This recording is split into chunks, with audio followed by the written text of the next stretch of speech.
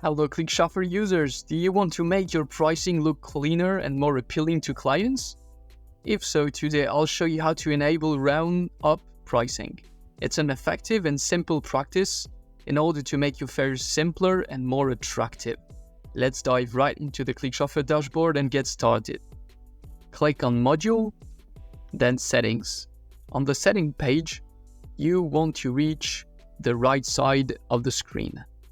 Find the Options section, and here you will see an option labeled Round Up Pricing. If you wish to round up your prices, simply check the Round Up Pricing box. Done. For example, if your fare is $14.19, it will now display at $14, making it more straightforward for your clients. It's a great way to build trust with them. And as usual, when you made a change on the module, you want to save those changes.